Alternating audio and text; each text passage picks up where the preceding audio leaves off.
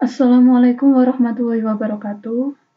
Ya, kembali lagi dengan saya Siti Mutrofin. Kali ini saya akan menjawab dari sesi pertanyaan yang sudah diajukan oleh Indana ya, yaitu tentang apa sih bedanya tentang data latte dengan data uji. Oke, lanjut saja. Sebelum kita membahas tentang apa itu data latte dan data uji, kita membahas dulu tentang supervised learning. Sebenarnya penjelasan ini sudah pernah saya bahas di topik klasifikasi, forecasting, maupun estimasi. Tapi kita ulang. Jadi, supervised learning yaitu pembelajaran terawasi. Biasanya, cirinya adalah dataset tersebut memiliki atribut target. Jadi tidak hanya sekedar atribut ciri atau atribut pola saja. Kinerja dalam supervised learning adalah pada dataset ketika dilakukan proses pembelajaran oleh sebuah algoritma, dataset tersebut harus dibagi menjadi dua, yaitu data latih dan data uji. Data latih atau biasa dikenal sebagai training set, data uji disebut dengan testing set. Antara data yang ada pada data latih maupun data uji itu harus data yang berbeda, tidak boleh data yang sama. Analogi dari supervised seperti ini. Misal, seorang guru memiliki 100 bank soal matematika, fokusnya hanya di topik penjumlahan. 95 soal digunakan untuk sesi latihan ke siswa, baik itu di kelas, tugas, PR, dan lain-lain. Nah, pada sesi latihan, pasti guru akan memberikan soal dan juga jawabannya. Pada tahapan ini, siswa belajar untuk pola dari soal itu. Misal, guru mengajarkan sebuah pola soal penjumlahan 1 tambah 1 sama dengan 2. Itu di dalam kelas. Dikasih PR, sebelum ada PR, ada contohnya, misalnya 2 tambah 2 sama dengan 4. Habis itu, begitu juga seterusnya, 50 tambah 5 sama dengan 55. Semakin banyak siswa itu belajar, otomatis siswa itu semakin paham tentang pola penjumlahan. Makanya kenapa jumlah dari data latih dibandingkan dengan data uji itu lebih banyak data latih. Selanjutnya, 5 soal sisa dari 100 tadi, 100 dipakai 95 untuk data latih, 5-nya digunakan untuk ujian. 5 soal yang tidak digunakan untuk latihan digunakan untuk ujian ke siswa. Jadi misalnya dari 95 itu sudah digunakan untuk latihan berkali-kali di dalam kelas dan seterusnya. Habis itu pas ujian pas UTS misalnya, si siswa itu dikasih 5 soal yang sisa dari 100 yang dimiliki oleh guru. Pada sesi ujian, pasti guru hanya memberi soal tanpa jawaban. Berbeda dengan ketika latihan, dikasih soalnya, dikasih jawabannya. Pada tahapan ini, siswa mencoba menjawab soal latihan soal ujian ya. Soal ujian sesuai dengan pola yang sudah dia pelajari di sesi latihan. Misal, ada soal ujian, misalnya 5 ditambah 10, itu kira-kira berapa?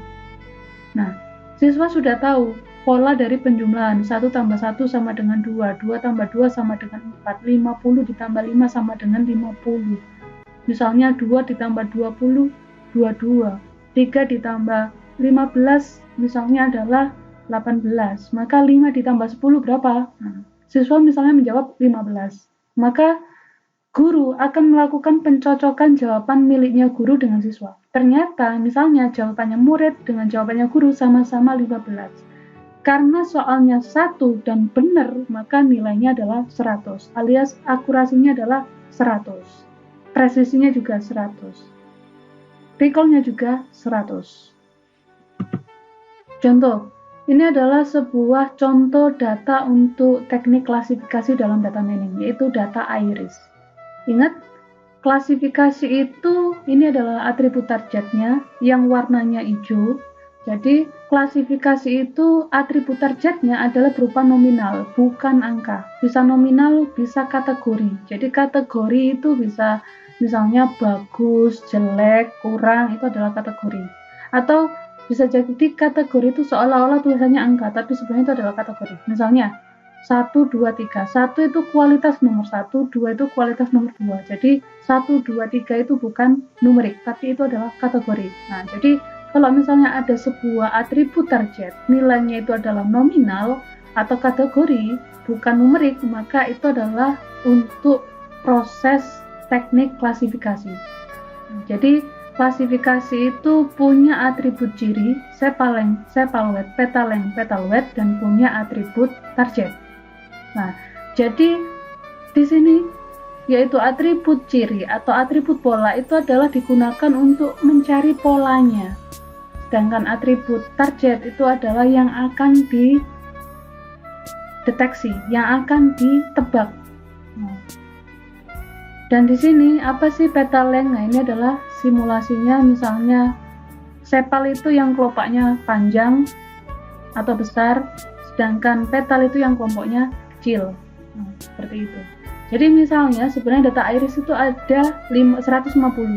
Masing-masing 50 itu ada 1 sampai 50 itu setosa, ada 51 sampai 100 versicolor, dan 101 sampai 150 itu adalah virginica.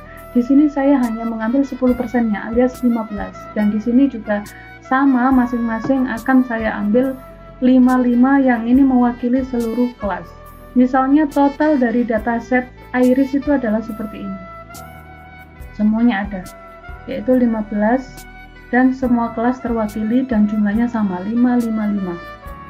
Selanjutnya, kita coba misalnya dataset itu kita bagi menjadi dua, data latih dan data uji.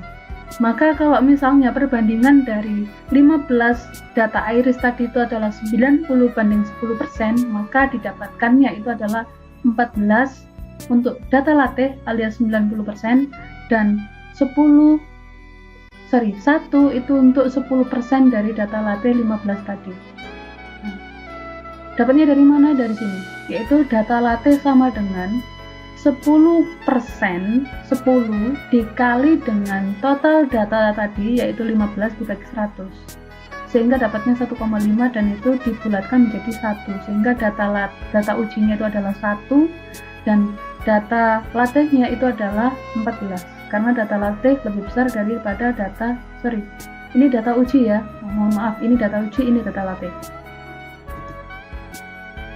Kalau tadi itu tekniknya adalah linier. Kalau linier itu tidak ada proses acak, bisa dilihat di sini. Ini misalnya 5, 4, 4, 4, 5.1, 4.9, 4.7, ini sama 5.1, jadi tidak diacak.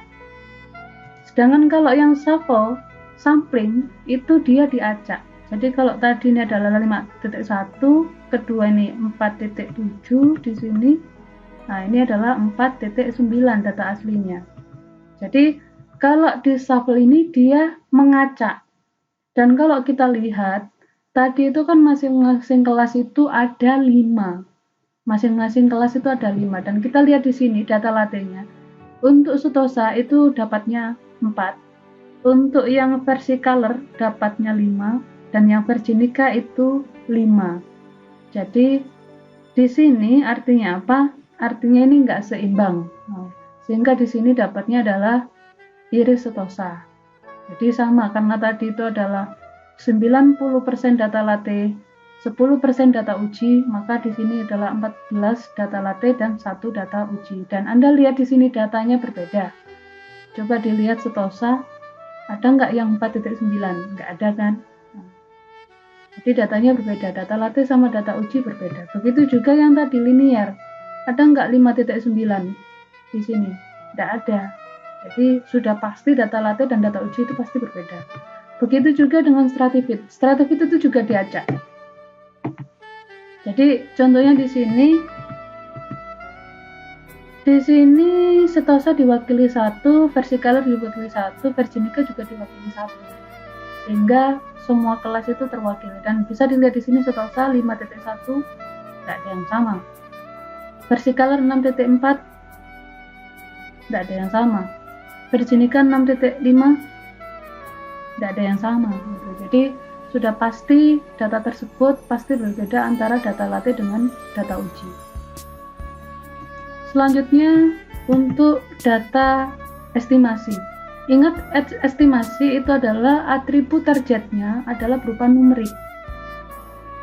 Jadi kalau yang tadi klasifikasi atributnya berupa nominal, yaitu Setosa, Virginica, dan lain-lain.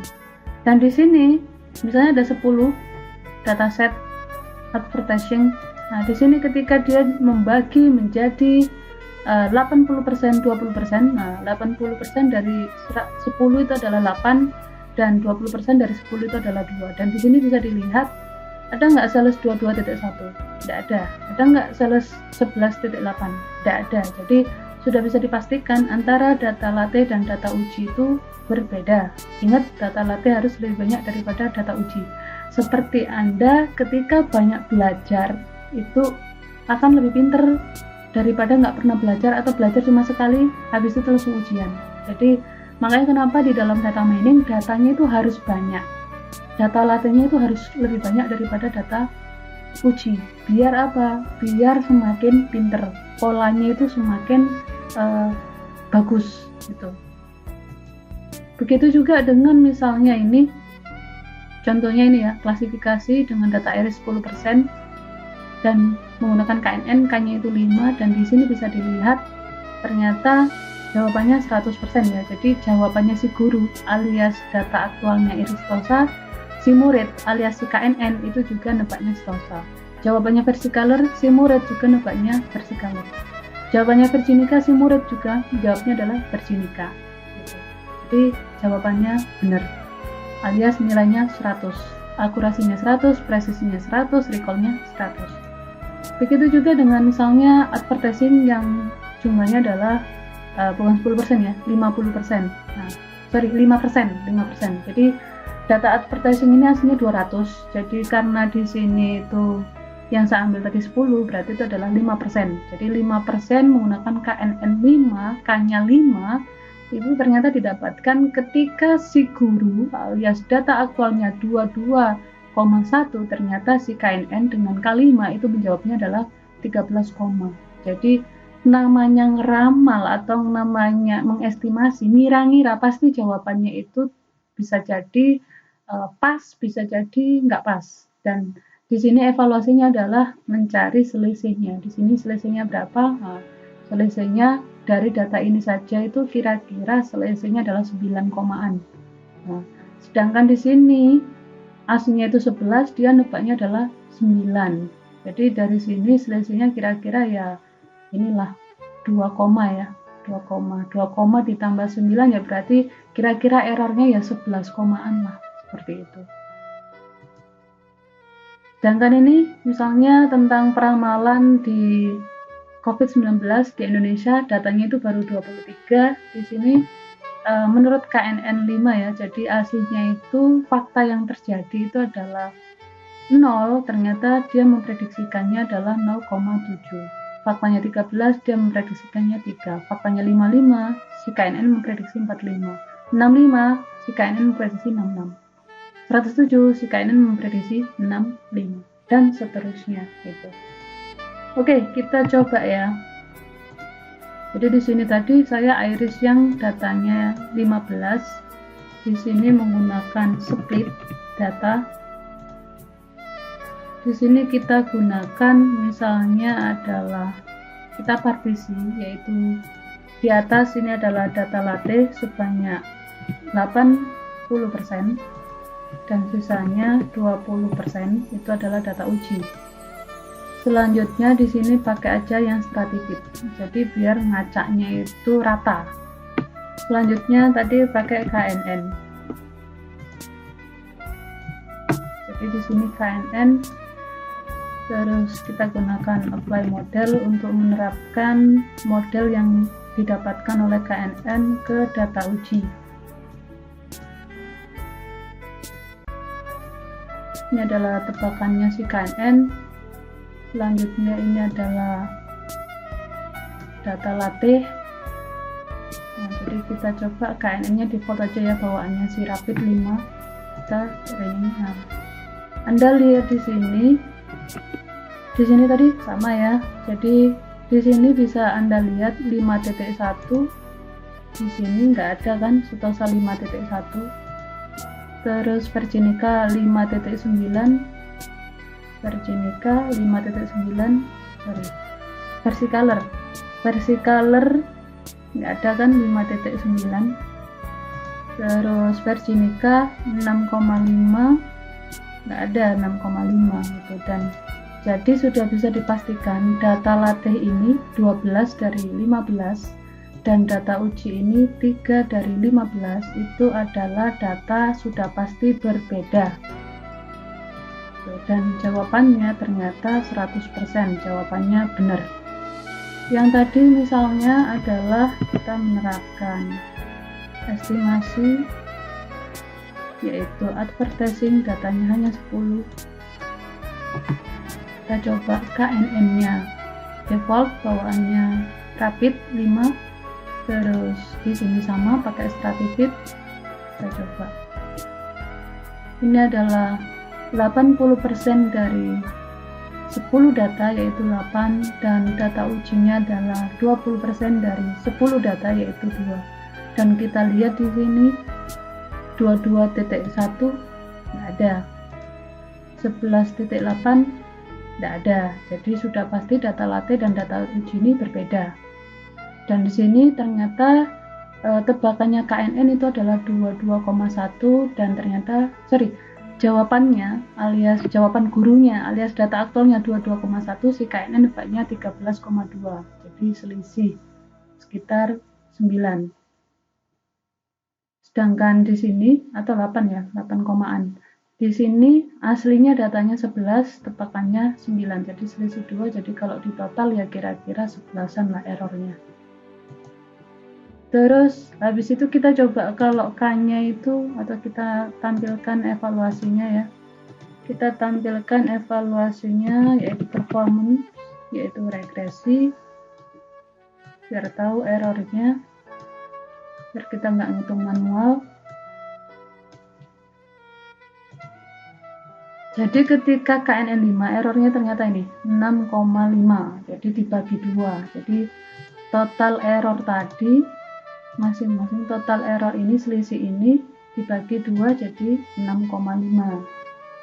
Kita coba kalau misalnya K-nya itu adalah 3.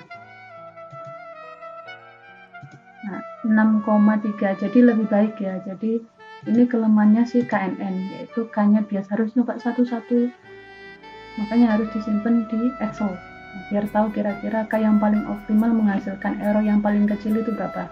Jadi kalau di dalam regresi itu nilai yang paling kecil berarti itu algoritma yang paling bagus.